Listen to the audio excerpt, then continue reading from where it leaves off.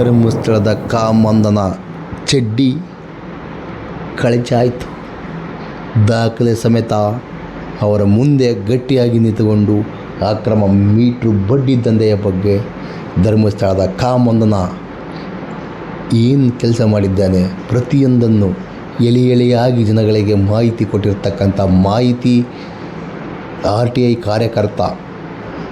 I ಕಾರ್ಯಕರ್ತನಾಗಿರ್ತಕ್ಕಂಥ T ಅವರಿಗೆ ಎಲ್ಲ ಹೋರಾಟಗಾರರ ಕಡೆಯಿಂದ ಮತ್ತು ಜ್ವಾಲಾಮುಖಿ ನ್ಯೂಸ್ ಕಡೆಯಿಂದ ಟಿ ಜಯಂತ್ ಅವರಿಗೆ ಹುಟ್ಟುಹಬ್ಬದ ಶುಭಾಶಯಗಳು. ಸದಾಕಾಲ ಹೀಗೆ ಇರಲಿ. ಧರ್ಮಸ್ಥಳದ ಕಾಮಂದನ ಪ್ರತಿಯೊಂದು ತಪ್ಪುಗಳನ್ನು ಎತ್ತಿ ಹಿಡಿದು ನ್ಯಾಯ ಕೊಡಿಸುವಲ್ಲಿ ನಂಬರ್ 1 ಸ್ಥಾನದಲ್ಲಿ ನೀವು ನಿಂತ್ಕೋಬೇಕಂತೇಳಿ, 1 ಸ್ಥಾನದಲ್ಲಿ ಇರಬೇಕಂತೇಳಿ ನಾವು ಕೇಳ್ಕೊಳ್ತಾ ಇದ್ದೀವಿ. ಸಾರ್, ನೀವು ಚೆನ್ನಾಗಿರಿ, 100 ಕಾಲ ಬದುಕಿ, ಧರ್ಮಸ್ಥಳದ ಕಾಮಂದನ ಚಡ್ಡಿ ಬಿಚ್ಚಿಸುವಲ್ಲಿ ಅಂದರೆ ಅವರ ತಪ್ಪುಗಳನ್ನು ಅವರಿಗೆ ತೋರಿಸಿ ಬೆತ್ತಲೆ ಮಾಡಿ, ಕಾಮಂದನ ಬೆತ್ತಲೆ ಮಾಡಿ ಬೀಸಾಕುವಲ್ಲಿ ನಿಮ್ಮ ಪಾತ್ರ ಸಮೇತ ಸದಾಕಾಲ ಹೀಗೆ ಇರಲ್ಲ ಅಂತ ಹೇಳ್ತಾ, ನಮಸ್ಕಾರ ಸ್ನೇಹಿತರೆ, welcome to my YouTube channel ಜ್ವಾಲಾಮುಖಿಗೆ ಸ್ವಾಗತ ಸುಸ್ವಾಗತ. ಎಲ್ಲ ಸೌಜನ್ಯ ಹೋರಾಟಗಾರರಿಗೂ, ಸತ್ಯದ ಪರ ಇರತಕ್ಕಂಥ ಎಲ್ಲ ಹೋರಾಟಗಾರರಿಗೂ ಆರ್ಥಿಕವಾದ ಸ್ವಾಗತ. ಧರ್ಮಸ್ಥಳದ ಧಣಿಗಳ ಷಡ್ಯಂತ್ರವನ್ನು ಅಥವಾ ಅಕ್ರಮ ಮೀಟ್ರು ಬಡ್ಡಿ ದಂಧೆಯ ಬಗ್ಗೆ, ಧರ್ಮಸ್ಥಳದಲ್ಲಿ ಆಗಿರತಕ್ಕಂಥ ಅನಾಹುತಗಳ ಬಗ್ಗೆ ದಾಖಲೆ ತೆಗೆದು ಜನಗಳಿಗೆ ತೋರಿಸುವಂಥ ಕೆಲಸ, ಯಾರು ನೊಂದಿದ್ದಾರೆ ಅವರ ಪರವಾಗಿ ಎಲ್ಲಿಗೂ ಬೇಕಾದರೂ ಅಲ್ಲಿಗೆ ಹೋಗಿ ಅವರಿಗೆ ಧೈರ್ಯ ತುಂಬಿ ನಿಮ್ಮೊಟ್ಟಿಗೆ ನಾವಿದ್ದೇವೆ. ಅಕ್ರಮ ಮೀಟ್ರು ಬಡ್ಡಿ ದಂಧೆಗೆ ಇವ್ರ ಕಡೆಯಿಂದ 50 ಅದಕ್ಕಿಂತ ಜಾಸ್ತಿ ರೀ, ಒಂದು 60-70% ಕಡಿವಾಣ ಹಾಕಿರ್ತಕ್ಕಂಥ ನೀತಿ ಟೀಮಿನ ನಾಯಕ ಸೌಜನ್ಯ ಹೋರಾಟಗಾರನಾದ ಟಿ ಜಯಂತ್ ಅವರಿಗೆ ಎಲ್ಲ ಹೋರಾಟಗಾರರ ಕಡೆಯಿಂದ, ನಮ್ಮ ಕಡೆಯಿಂದ ಹುಟ್ಟು ಹಬ್ಬದ ಆರ್ಥಿಕ ಶುಭಾಶಯಗಳು. ಸದಾಕಾಲ ನೀವು ಚೆನ್ನಾಗಿರಲಿ, ನಿಮ್ಮ ಹೋರಾಟಕ್ಕೆ ಜಯವಾಗಲಿ, ಅನ್ಯಾಯ ಆದವರಿಗೆ ನ್ಯಾಯ ಕೊಡಿಸುವಲ್ಲಿ ನಿಮ್ಮ ಪಾತ್ರ ಮುಂದಿರಲಿ ಅಂತ ಹೇಳ್ತಾ ಈ ವಿಡಿಯೋ ಸ್ಟಾರ್ಟ್ ಮಾಡೋಣ. ಜಯಂತ್ ಅವರಿಗೆ ಎಲ್ಲ ಹೋರಾಟಗಾರರ ಕಡೆಯಿಂದ ಹುಟ್ಟುಹಬ್ಬದ ಆರ್ಥಿಕ ಶುಭಾಶಯಗಳು. ಸದಾಕಾಲ ಅವರು ಹೀಗೆ ಇರಲಿ ಅಂತ ಆಶಿಸೋಣ. ನೋಡಿ ಸ್ನೇಹಿತರೆ, ಜಯಂತ್ ಅವರ ಸಂಬಂಧಿಕ ಹೆಣ್ಣುಮಗಳು 52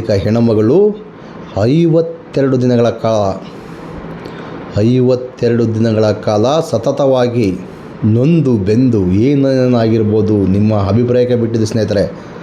ಜಯಂತ್ ಅವರ ಸಂಬಂಧಿಕ ಹೆಣ್ಣುಮಗಳು ಪದ್ಮಲತಾ, ಧರ್ಮಸ್ಥಳದ ಧಣಿಗಳ ಕಾಲೇಜಿನಲ್ಲಿ ಓದ್ತಕ್ಕಂಥ ವಿದ್ಯಾರ್ಥಿನಿ ಪದ್ಮಲತಾ ಅವಳನ್ನು ಕಿಡ್ನಾಪ್ ಮಾಡಿಕೊಂಡು ಹೋಗಿ ಸತತವಾಗಿ 52 ದಿನಗಳ ಅತ್ಯಾಚಾರ, ಮತ್ತೊಂದು ಯಾವ ಥರ ಹಿಂಸೆ ಕೊಟ್ಟಿರ್ಬೋದು ನೀವೇ ಊಹಿಸಿಕೊಳ್ಳಿ. ಇಷ್ಟು ಅನ್ಯಾಯ ಆದ ಸಮೇತ ಆ ಹುಡುಗಿಗೆ ಇಲ್ಲಿವರೆಗೂ ನ್ಯಾಯ ಸಿಕ್ಕಿಲ್ಲ. ಬೇಜಾನಿಂದ ಉದಾಹರಣೆಗಳಿದ್ದಾವೆ. 52 ದಿನಗಳ ಕಾಲ ಮೆಕ್ಕಿ ಆ ಲೋಫರ್ಗಳು ಅವಳನ್ನು ಕೊಂದು ಅದೇ ನೇತ್ರಾವತಿಯಲ್ಲಿ ಬೀಸಾಕಿರ್ತಕ್ಕಂಥ ಘಟನೆ. ಸುಮಾರು ವರ್ಷಗಳಾದ ಸಮೇತ ಇನ್ನೂವರೆಗೂ ನ್ಯಾಯ ಸಿಕ್ಕಿಲ್ಲ. ಏನನ್ನು ಹೇಳಿಬಿಟ್ರೆ ಸಾಕು, ಮುನಿಯಸ್ವಾಮಿ ಷಡ್ಯಂತ್ರ, ಧರ್ಮಸ್ಥಳಕ್ಕೆ ಷಡ್ಯಂತ್ರ, ಏನು ಹೇಳ್ಬೇಕ್ರಿ. ಜಯಂತ್ ಅವರು SIT ರಚನೆ ಆಯ್ತಲ್ಲ, ಆವಾಗಲೇ ಒಂದು ಹೆಣದ ಬಗ್ಗೆ ಹೇಳಿದರು. ಒಬ್ಬ ಹುಡುಗಿ ಸುಮಾರು ಒಂದು 10-15 ವರ್ಷಕ್ಕಿಂತ ಕಡಿಮೆ ಇರ್ಬೋದು, ಆ ಹುಡುಗಿನ ಊತಾಕಿದ್ರಿಲ್ಲಿ, ಆ ಜಾಗ ನನಗೆ ಗೊತ್ತಿದೆ, ಇಲ್ಲೇ ಇರ್ತಕ್ಕಂಥ ಪಾಯಿಂಟು, ಇದನ್ನ ಅಗಿರಿ ಅಂತ ಹೇಳ್ತಕ್ಕಂಥದ್ದು ಇಲ್ಲಿವರೆಗೂ ಆಗದೇ ಇಲ್ಲ. ರಿಪೋರ್ಟಲ್ಲಿ ಏನಿದೆ ಗೊತ್ತಾ ಆ ಹುಡುಗಿ ಬಗ್ಗೆ? ಆ ಹುಡುಗಿ ಅದೇ ಒಂದು 25-30 ವರ್ಷದ ಹುಡುಗಿ.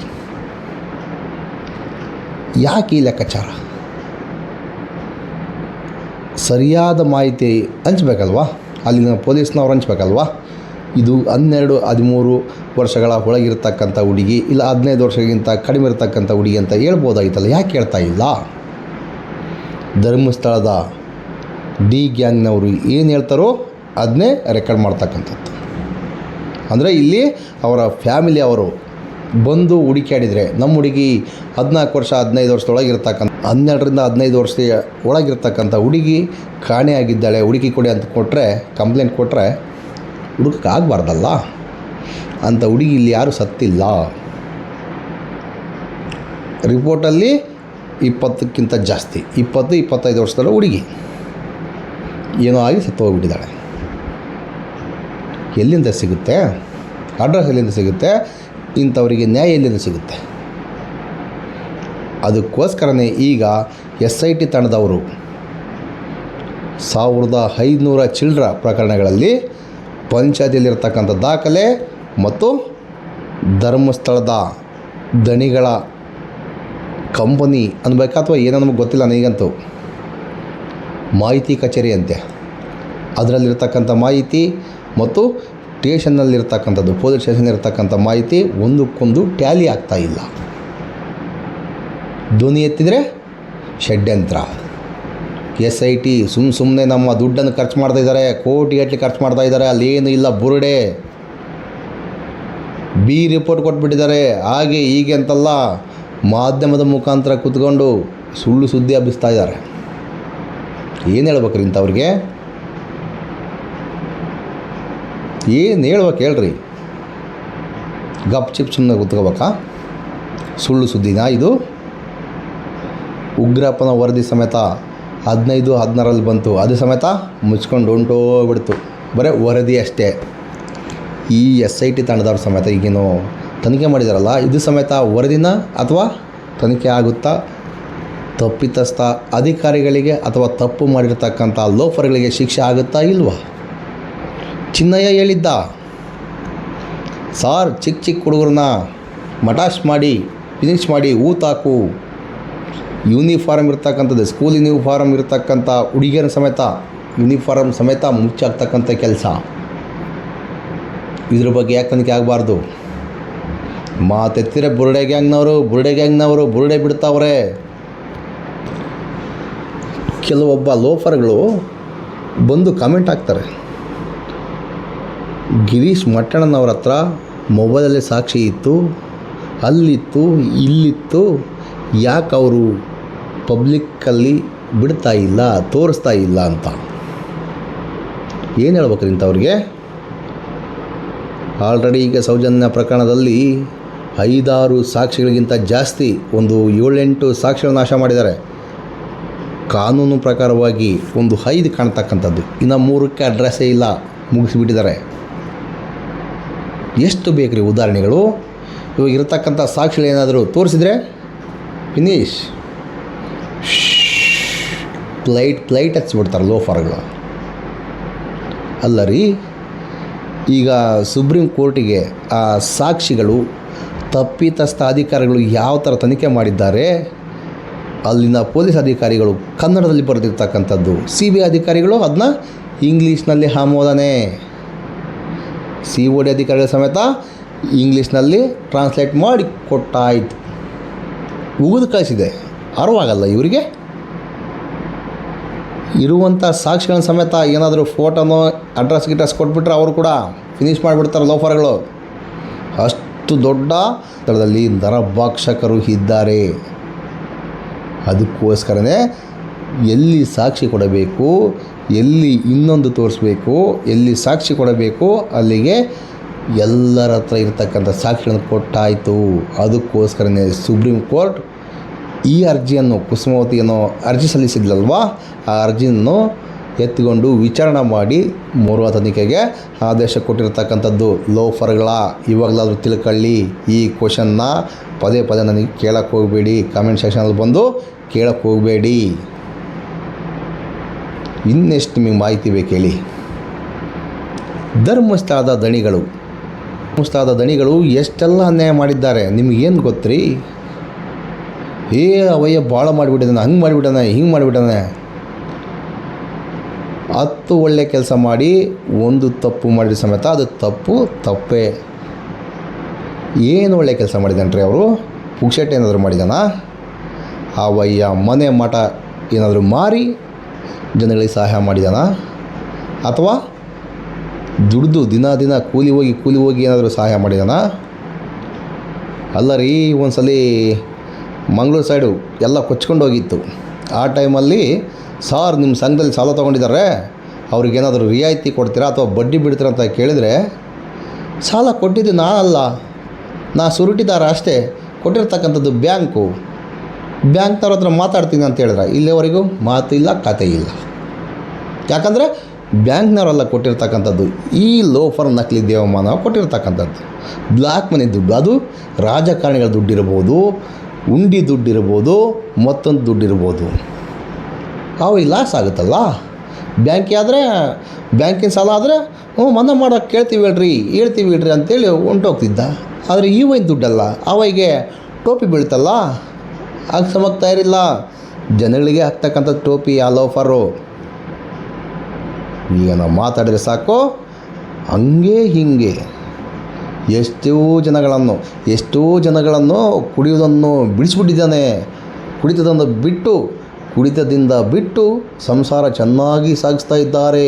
ಹಂಗೆ ಹಿಂಗೆ ಈ ಲೋಫರ್ಗಳ ಈ ವಯ್ಯ ಸರ್ಕಾರದಿಂದ ಲಕ್ಷಗಟ್ಟಲೆ ದುಡ್ಡು ತಗೊಂಡು ಈ ಕಾರ್ಯಕ್ರಮ ಹಮ್ಮಿಕೊಂಡಿರ್ತಕ್ಕಂಥದ್ದು. ಇದನ್ನು ತಿಳ್ಕೊಳ್ರಿ ಮೊದಲು. ಈ ವಯ್ಯ ಫ್ರೀಯಾಗಿ ಏನೂ ಮಾಡೋಕ್ಕಾಗಿಲ್ಲ, ಮಾಡೋದು ಇಲ್ಲ ರೀ. ಜನಗಳಿಗೆ ಮಕ್ಮಲ್ ಟೋಪಿ, ಸರ್ಕಾರಕ್ಕೆ ಮಕ್ಮಲ್ ಟೋಪಿ, ಕಾಲೇಜ್ ಅಂತಿರಲ್ಲ, ಆ ಕಾಲೇಜಲ್ಲಿ ಸಮೇತ ಕೋಟಿಗಟ್ಟಲೆ ಹಗರಣ. ಏನು ಹೇಳ್ಬೇಕು ರೀ ನಿಮಗೆ? ದಾಖಲಾತಿ ನಾನು ಕೊಡ್ತೀನಿ ರೀ. ಜೈಲಿಗೆ ಹಾಕ್ತೀರಾ? ಹಾಕಿ ಬನ್ನಿ. ದಾಖಲಾತಿದ್ದಲ್ಲಿ ಏನೂ ಮಾತಾಡೋದಿಲ್ಲ. ಈ ವಿಡಿಯೋವನ್ನು ಡಿಲೆಕ್ಟ್ ಮಾಡಿ, ಆ ವಿಡಿಯೋವನ್ನು ಡಿಲೆಕ್ಟ್ ಮಾಡಿ, ಬರೀ ಇದೇ ದಾಖಲಾತಿ ಇಟ್ಕೊಂಡು ಮಾತಾಡ್ತಕ್ಕಂಥದ್ದು ತಪ್ಪ? ಎಷ್ಟು ಬೇಕು ಹೇಳ್ರಿ ದಾಖಲಾತಿ, ಅಷ್ಟು ಸಿಗ್ತವೆ. ಧರ್ಮಸ್ಥಳದ ಪ್ರಜೆಗಳಿಗೆ ಹೇಳ್ತಕ್ಕಂಥದ್ದು, ಧರ್ಮಸ್ಥಳ ಇರ್ತಕ್ಕಂಥ ಪ್ರಜೆಗಳಿಗೆ ಅಥವಾ ನನ್ನ ಸ್ನೇಹಿತರಿಗೆ ಹೇಳ್ತಕ್ಕಂಥದ್ದು. ಅಲ್ಲ ರೀ, ಧರ್ಮಸ್ಥಳದಲ್ಲಿ ಅನ್ಯಾಯ ಆಗಿಲ್ವಾ? ನಿಮ್ಮ ಅದೇ ಮುಟ್ಕೊಂಡು ಹೇಳಿ. ಪದ್ಮಲತಾಳನ್ನು 52 ದಿನಗಳ ಕಾಲ ಮೆಕ್ಕಿ ಆ ಲೋಫರ್ಗಳು, ಅವರಪ್ಪ ನಾಮಿನೇಷನ್ ಹಾಕಿದ್ದ, ಎಲೆಕ್ಷನ್ ನಿಂತ್ಕೊಂಡಿದ್ದ, ವಾಪಸ್ ತಕ್ಕೋ ಅಂತೇಳಿರ್ತಕ್ಕಂಥ ಮಾಹಿತಿ. ವಾಪಸ್ ತಕ್ಕ, ಇಲ್ಲಾಂದರೆ ಏನೋ ಮಾಡ್ತೀವಂತ. ಆ ವಯ್ಯ ಎದುರಲಿಲ್ಲ, ಜಗ್ಲಿಲ್ಲ. ಆದರೆ ಮಗಳನ್ನ 52 ದಿನಗಳ ಕಾಲ ಸತತವಾಗಿ ಹೇಳ್ಬಾರ್ದು ಬಿಡ್ರಿ, ಆ ಥರ ಅಮ್ಮನ್ನು ತಿಂದು ಮೆಕ್ಕಿ ಲಾಸ್ಟಿಗೆ ನೇತ್ರಾವತಿ ನದಿಯಲ್ಲಿ ಹಾಕಿರ್ತಕ್ಕಂಥದ್ದು ಸುಳ್ಳ ಸತ್ಯನ ಸುಳ್ಳ? ನೀವೇ ಹೇಳಿ ಸ್ನೇಹಿತರೆ, ಕಮೆಂಟ್ ಮಾಡಿ. ಯಾರು ಲೋಕಲ್ ಇದ್ದೀರೋ ಕಮೆಂಟ್ ಮಾಡಿ. ಈ ವಿಚಾರ ಸುಳ್ಳ? ಧರ್ಮಸ್ಥಳದಲ್ಲಿ ದಿನಕ್ಕೊಂದು 2-3 ಹೆಣಗಳು ಬೀಳ್ತಕ್ಕಂಥದ್ದು ಸತ್ಯನ ಸುಳ್ಳ? ದಾಖಲಾತಿ ಇದ್ದಾವೆ. ನಿಮ್ಮ ಅಭಿಪ್ರಾಯವನ್ನು ಕಮೆಂಟ್ ಮುಖಾಂತರ ತಿಳಿಸಿ. ನಾವು ಹೇಳ್ತಕ್ಕಂಥ ಸುಳ್ಳ? ನಿಮಗೇನು ಗೊತ್ತು ಅಂಬ ಲೋಫರ್ಗಳಿಗೆ ನಿಮ್ಮ ಕಡೆಯಿಂದ ಈ ಮಾಹಿತಿ ಕಮೆಂಟ್ ಮುಖಾಂತರ ತಿಳಿಸಿ. ಅಂಥವರಿಗೆ ಯಾರೋ ಒಬ್ಬ ನಮ್ಮ ಸ್ನೇಹಿತರು ಕಮೆಂಟ್ ಹಾಕಿದರು, ಸಾರ್ ಬ್ಯಾಂಕಿಂದ ನೋಟಿಸ್ ಬಂದಿದೆ, ಈ ಬಡ್ಡಿ ದಂಧೆಕೋರರಿಂದ ಒಂದು ನೋಟಿಸ್ ಬಂದಿದೆ ಸ್ವಾಮಿ. ಇವರು ನಕಲಿ ದಾಖಲಾತಿ ಸೃಷ್ಟಿಸುವಲ್ಲಿ ನಂಬರ್ 1 ಫ್ರಾಡ್ಗಳು. ನಂಬಕ್ಕೆ ಹೋಗಬೇಡಿ. ಅಕಸ್ಮಾತ್ತಾಗಿ ನಿಮಗೆ ಯಾವ ಥರ ಬಂದಿರುತ್ತೆ ಅಂದರೆ, ನೀವು ಇಷ್ಟು ಸಾಲ ತೊಗೊಂಡಿದ್ದೀರಾ, ಭಾಳ ಚೆನ್ನಾಗಿ ಕಟ್ಕೊಂಡು ಹೋಗಿದ್ದೀರಾ, ನಿಮ್ಮದು ಓವರ್ ಡ್ಯೂ ಇಷ್ಟಿದೆ, ಇಷ್ಟು ಕಟ್ಟಿ ಅಂತ, ಅದರಲ್ಲಿ SKRDP ಅಂತ ಇರುತ್ತೆ. No tension. ಎಲ್ಲ ನಕಲಿ ದೇವಮಾನವನ ಆಟಗಳು ಪಾಠಗಳು ಎಲ್ಲ ನಕಲಿನೇ. ಏನು ತಲೆ ಕೆಡಿಸ್ಕೊಂಬಕ್ಕೆ ಹೋಗ್ಬೇಡಿ. ಆದರೂ ಸಮೇತ ನಿಮಗೇನಾದ್ರು ಡೌಟ್ ಇದ್ದರೆ ಬ್ಯಾಂಕಲ್ಲಿ ಹೋಗಿ ವಿಚಾರಿಸ್ಕೊಳ್ಳಿ. ನೀವು ಯಾರಂಬುದು ಅವ್ರಿಗೆ ಗೊತ್ತಿರೋದಿಲ್ಲ. ಯಾಕಂದರೆ ಬ್ಯಾಂಕು ನಿಮಗೆ ಸಾಲನೇ ಕೊಟ್ಟಿಲ್ಲ, ಅದಕ್ಕೋಸ್ಕರ ಇರ್ತಕ್ಕಂಥದ್ದು. ನಿಮಗೆ ನೇರವಾಗಿ ಬ್ಯಾಂಕಿಂದ ಬಂದಿದ್ದರೆ ಬ್ಯಾಂಕ್ ಹತ್ರ ಹೋಗಿ ವಿಚಾರಿಸ್ಕೊಳ್ಳಿ, ಗೊತ್ತಾಗುತ್ತೆ ನಿಮಗೆ ನಾವು ಹೇಳ್ತಕ್ಕಂಥ ಸತ್ಯನ ಸುಳ್ಳು ಅಂತೇಳಿ. ನಾವು ಆಲ್ರೆಡಿ ಹೋಗಿ ಬಂದಿದ್ದೀವಿ, ನೀವೊಮ್ಮೆ ಹೋಗಿ. ಯಾವುದಕ್ಕೂ ತಲೆ ಬಿಸಿ ಮಾಡ್ಕೊಳ್ಳೋಕೆ ಹೋಗಬೇಡಿ. ಕಪ್ಪು ಹಣವನ್ನು ವೈಟ್ ಮನಿ ಮಾಡುವ ಉದ್ದೇಶದಿಂದ ಬಂದಿರತಕ್ಕಂಥದ್ದು SKRDP ಸಂಸ್ಥೆ. ನಮ್ಮ ಅಭಿಪ್ರಾಯ ಇಲ್ಲ ಅಂದರೆ ಅವರಲ್ಲಿರ್ತಕ್ಕಂಥ ದಾಖಲೆ ತಗೊಂಬಂದು ತೋರಿಸ್ಲಿ ಆ ಲೋಫರ್ಗಳು, ಒಪ್ಕೊತೀವಿ. ಅವಾಗ ಕರೆಕ್ಟ್ ಇದೆ, ಇದು ಅಪ್ಪುಗುಟ್ಟಿರ್ತಕ್ಕಂಥ ಸಂಘ ಅಂತ ಒಪ್ಕೊತೀವಿ. ನಮ್ಮ ಅಧಿಕಾರಿಗಳು ದೇವರ ಫೋಟೋವನ್ನು ಇಟ್ಕೊಂಡು ಈ ಥರ ಅನ್ಯಾಯ ಮಾಡ್ತಕ್ಕಂಥದ್ದಕ್ಕೆ ಪ್ರಶ್ನೆ ಮಾಡಲ್ಲ, ಅವರಿಗೆ ಸಪೋರ್ಟ್ ಮಾಡ್ತಕ್ಕಂಥದ್ದು ಎಷ್ಟು ಮಟ್ಟಿಗೆ ಸರಿ ಇದು? ಏನೋ ಮಾತಾಡಿ ಸಾಕು, ಹಾಗೆ ಹೀಗೆ ನೋಡಿ ಸ್ವಾಮಿ. ಇವತ್ತು ನಮ್ಮ ಸೌಜನ್ಯ ಹೋರಾಟಗಾರನಾದ ಜಯಂತ್ ಅವರ ಹುಟ್ಟುಹಬ್ಬ. ಜಯಂತ್ ಅವರು ಇಡೀ ಕರ್ನಾಟಕ ತುಂಬ ಅಡ್ಡಾಡಿದ್ದಾರೆ. ನೊಂದವರ ಪರವಾಗಿ ಬಡ್ಡಿಯನ್ನು ನಿಲ್ಲಿಸಿ ಧರ್ಮಸ್ಥಳದ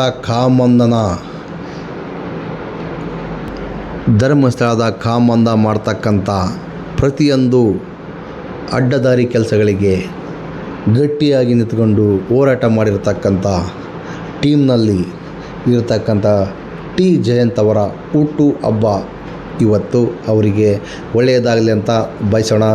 ಮುಂದಿನ ವಿಡಿಯೋದಲ್ಲಿ ಸಿಗೋಣ. ಧರ್ಮಸ್ಥಳದ ಕಾಮುಕರುಗಳಿಗೆ, ಅತ್ಯಾಚಾರಿಗಳಿಗೆ ಶಿಕ್ಷೆ ಆಗುವವರೆಗೂ ನಮ್ಮ ಹೋರಾಟ ಇದೇ ಥರ ಇರುತ್ತೆ ಅಂತ ಹೇಳ್ತಾ ಮುಂದಿನ ವಿಡಿಯೋದಲ್ಲಿ ಸಿಗೋಣ. ಜಸ್ಟಿಸ್ ಫಾರ್ ಸೌಜನ್ಯ ಮುಂದಿನ ವಿಡಿಯೋದಲ್ಲಿ ಸಿಗುವ. ನಮಸ್ಕಾರ.